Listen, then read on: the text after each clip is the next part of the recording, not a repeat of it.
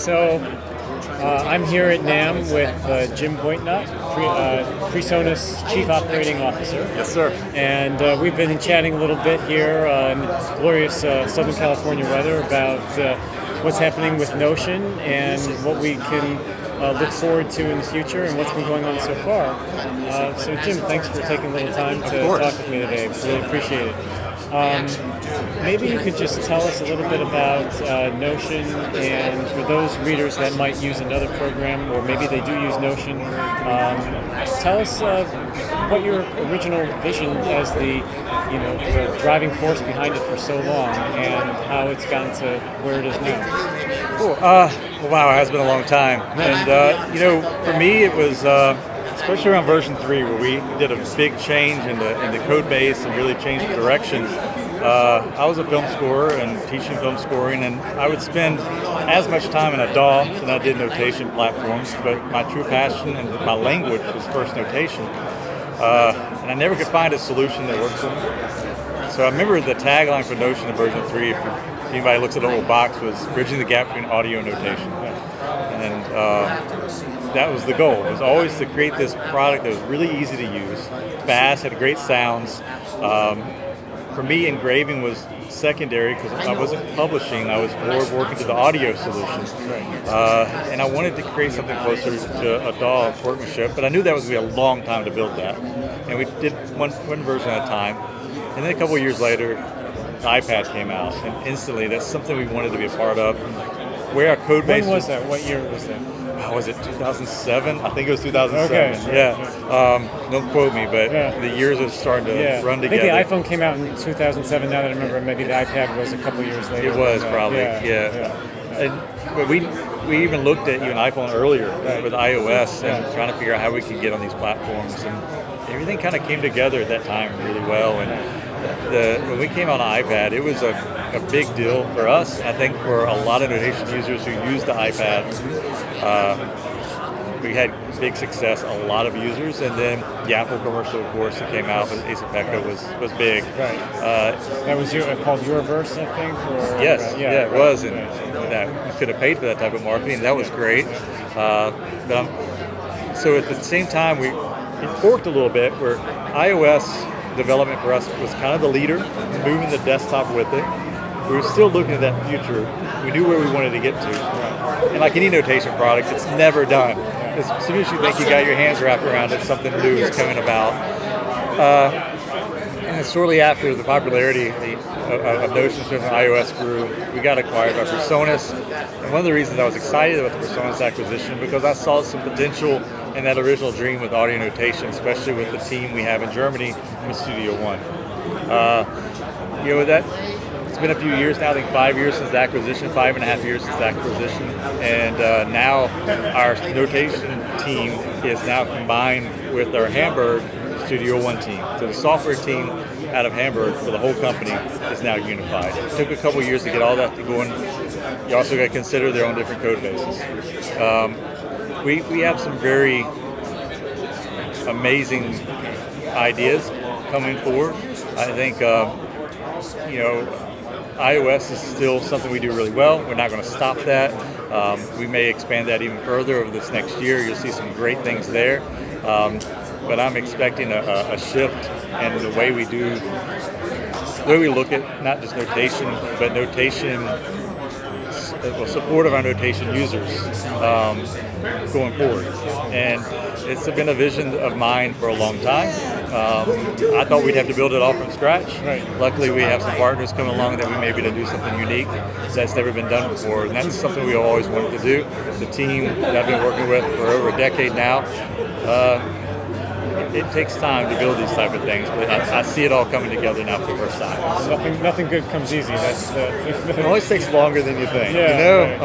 And it's deceptively. People always think that they can just put a notation program together, lickety split. But a lot of people make that mistake. Unfortunately, it's not an easy thing to build. Well, that'll be something to look forward to as the developments continue. I want to talk about iOS just briefly. Were you finding that a lot of your users on the desktop side were actually coming from the iOS side of things? Without a doubt. I mean, for us, when we started, Notion and Notion 3 especially, that's really why I came in as CEO was then. I think we changed our vision a bit. Yeah. I was a very strong Finale user since version 1, and a Sibelius user. I taught those products, and I love those products and the people who made them, and a big fan. I didn't want to be another Finale or Sibelius. We wanted to do something different, which led to the iOS. But what we didn't predict was that iOS would become our leader, like in a way that not only a lot of people, more users, of course, lower so that price wasn't product. an explicit strategy. You didn't say, "Oh, let's make this our driving performance." I wish I could tell you I was looking at had that. The foresight, but I knew it was an opportunity, Yeah. and I knew that it's something we could achieve.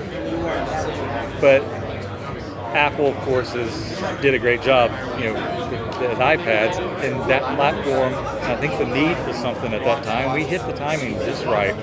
So our user base grew faster on the iOS. It's also quite a bit less expensive. And at first it was our Notion desktop users who had an iPad. Then all of a sudden it was just people who like music and notation buying this. And then we started seeing Finale users, Sibelius users, later NoteFlight and everybody else also getting this tool. And we started understanding that a lot of our iOS users were actually the ones buying the desktop product. So a large percentage of those guys for a while there is actually our iOS users pulling the desktop along. It bounced back out a little later, but that was a unique time. That actually an app that was, I think at that time, $14.99, I think still is was pulling along such a large desktop product along with it. So, in terms of the people that are using Notion, you mentioned, you said you love Finale, you love Sibelius. I know you love the Dorco folks as well. They've done a great job. And the other products in the market. You're not trying to be any of those other products. No. Notion is its own thing. How would you fundamentally define the Notion user, and with the understanding that obviously there's a variety even within that. It is. And I think a lot of the users that are using Notion are also using another notation product. Right. And that's something we've seen probably in the last 10 years with DAWs as well.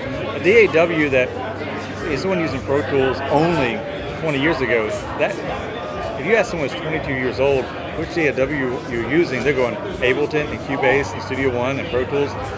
It's like having guitars. I have an acoustic, an electric, and a Fender, and a Gibson, and I have all of them. And these are tools now. They're just another way of getting your music to someone. And for Notion, I thought what we did really well was that idea of instant feedback. And even the fact of being on an iPhone, the convenience of that, if you're on a subway or a bus, I just have an idea I have to get out. Whether they XML it to Sibelius or Finale later, it's okay. And so for us, it was always about You're not trying to get into a format war with we're not. And and in the end, compatibility, without us all trying, it started to come together anyway. A great job done by the XML team has helped that a lot. But we were always there about sound. That's why we went straight to, our biggest investment up front was London Symphony Orchestra, Abbey Road Studios. We started right away with knowing the sound was going to be important. We worried about how fast someone could put a score together. And I remember in the first days, even in version 1, 2, I was the person going, here's a score. And I was really good at Finale, really good at Notion. And I would, without cheating, go as fast as I could in each one. And as long as we were winning with me doing it, I felt good about it. Okay. So speed. So you really did those types of real world tests. I did. And I was quick in both.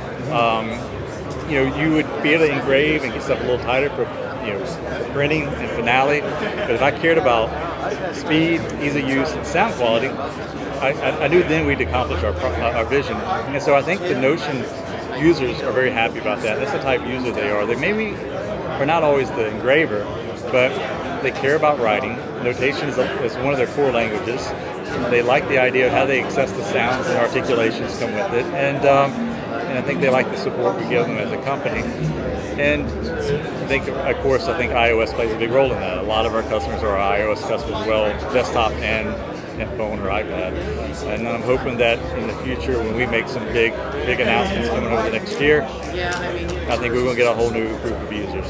Well, you certainly have piqued our interest with a little teaser with some big announcements. I really appreciate you taking the time. I know it's a very busy time here at NAMM, and your schedule is surely as tight as a drum here, to use a musical analogy. It is, and it's an honor for you to come by and talk to me. I really appreciate it. So thank you so much. Yeah, well, best of luck for the rest of the show. Thank you.